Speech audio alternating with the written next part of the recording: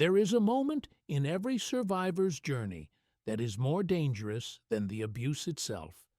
It isn't the moment the narcissist screams at you, and it isn't the moment they discard you. It is the moment they realize they can no longer touch you. Carl Jung, the father of analytical psychology, spent a lifetime studying the darker corners of the human psyche, specifically the shadow. And hidden within his work is a terrifying insight into what happens when a pathological personality faces the extinction of their control. Most people prepare for a fight. They prepare for arguments, for smear campaigns, for rage. But Jung's research suggests that when a narcissist sees you becoming truly strong, when you are finally individuating and becoming your authentic self, they don't attack your strength with force. They attack it with a psychological Trojan horse that is designed to bypass your logical defenses entirely. If you have recently set boundaries, started therapy, or simply begun to feel a sense of peace returning to your life, you need to listen very carefully. You are likely standing in the eye of the storm. The narcissist is about to deploy their final, most destructive dirty trick. But to defeat it, we first have to understand the mechanics of their desperation. We need to look at what Jung called the inflated ego. To a healthy person, a relationship is a connection between two separate entities.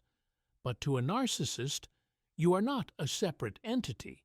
You are an extension of their psyche. You are what Jungians might call a self-object.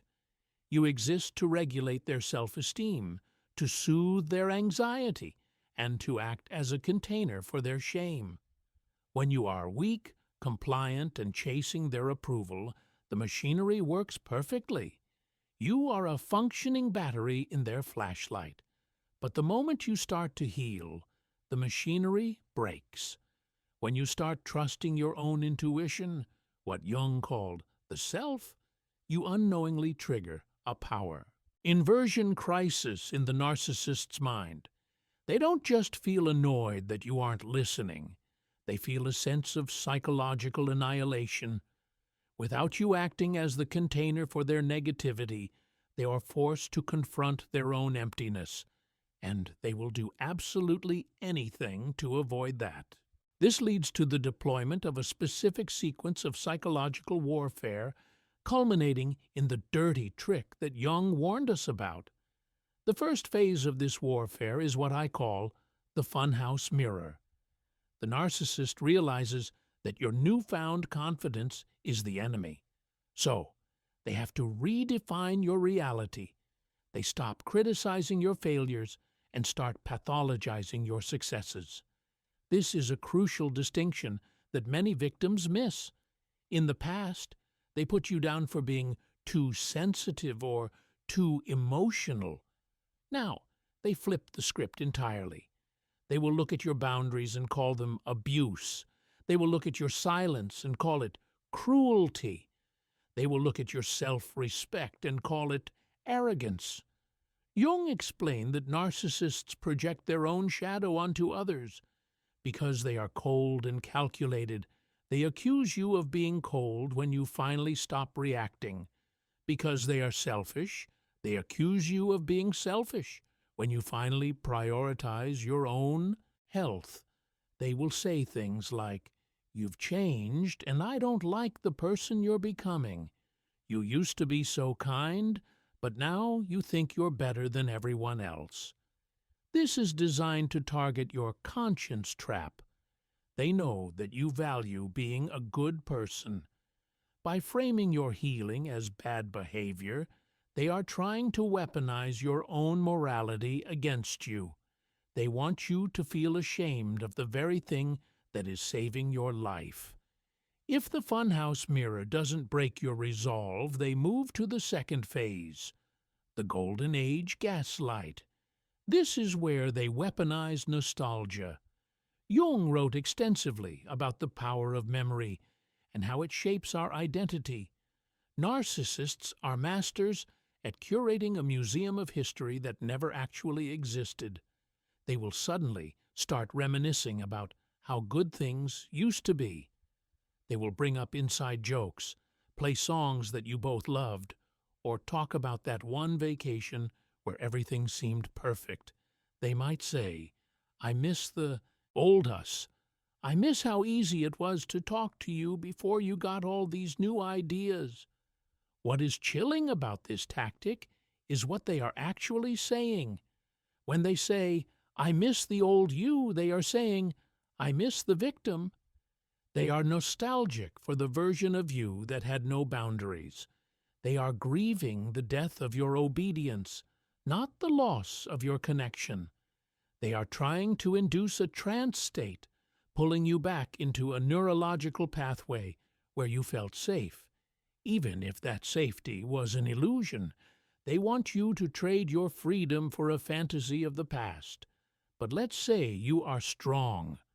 Let's say you see through the shaming and you resist the nostalgia. You hold your line. This is when the danger peaks. This is when they deploy the final dirty trick that destroys years of progress in a single afternoon. Jung identified that narcissists are astute observers of human nature. They know exactly where your armor is strongest, and they know exactly where the chinks are. If they cannot kick down the front door of your boundaries, they will sneak in through the back door of your empathy. This is the tactic of manufactured vulnerability. Suddenly, the person who has been tormenting you, belittling you, or ignoring you is in a crisis. And not just any crisis, a crisis that is specifically tailored to trigger your savior complex. It might be a sudden, mysterious health scare where the doctors don't know what's wrong. It might be a financial collapse where they are about to lose everything. It might be a deep depression where they hint that they can't go on like this. The timing of this crisis is never random. If you look closely, you will see it almost always coincides with a major milestone in your recovery. Did you just sign a lease on a new apartment? Did you just get a promotion? Did you just decide to go no contact? That is exactly when their crisis strikes. This is not a coincidence. It is a counter-move. Jung warned that the unconscious mind communicates through symbols and drama. For the narcissist, this crisis serves a dual purpose. First, it forces you to drop your shield. How can you maintain a strict boundary when someone is seemingly dying or destitute? It makes your boundary seem petty in the face of their tragedy. It forces you to engage. But the second purpose is darker. They want you to betray yourself. They will ask for help that requires you to violate the very specific boundaries you just set. If you set a boundary about money, they will need a loan. If you set a boundary about time, they will need a ride to the emergency room at 3 YM. If you set a boundary about emotional distance, they will need a shoulder to cry on. They are essentially asking, "Do you love me enough to hurt yourself?" And if you say yes, if you cave just this once, the psychological victory for them is total. They haven't just gotten money or time. They have proven that your autonomy is conditional. They have proven that with the right amount of pressure, you will fold. This resets the power dynamic instantly.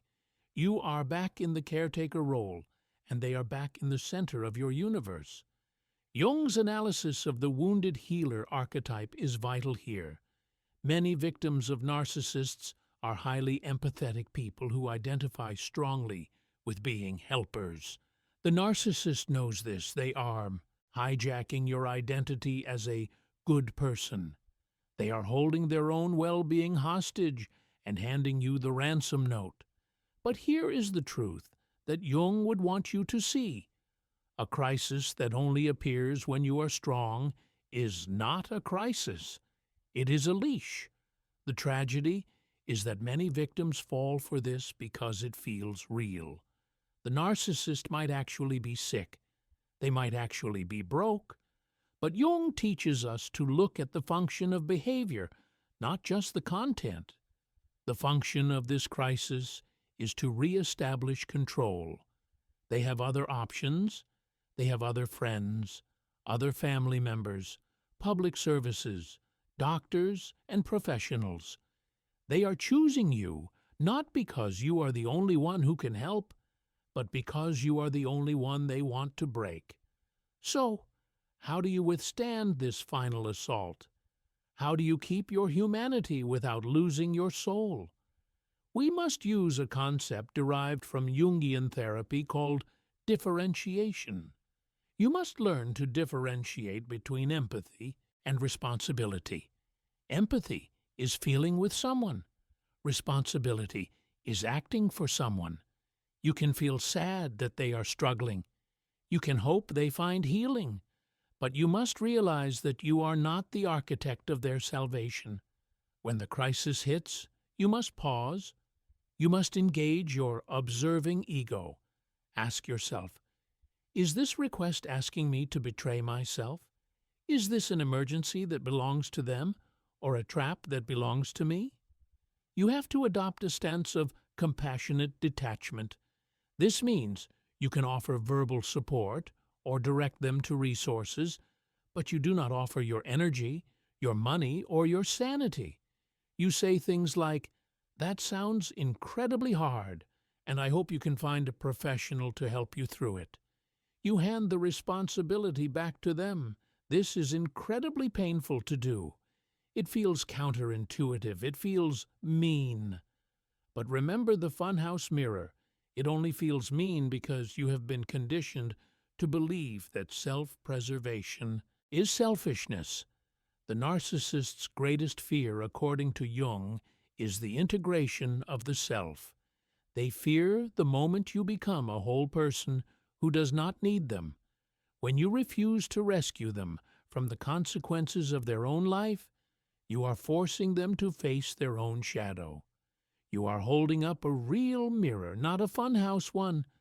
Resisting this final dirty trick is the graduation test of your healing. If you can stand firm while they weep, beg, or claim they are falling apart, and you can still say, "I cannot help you with that," you have broken the spell. You have proven that your life belongs to you. The narcissist will eventually move on. They have to. Like a parasite that cannot feed, they must find a new host or perish. But you will remain.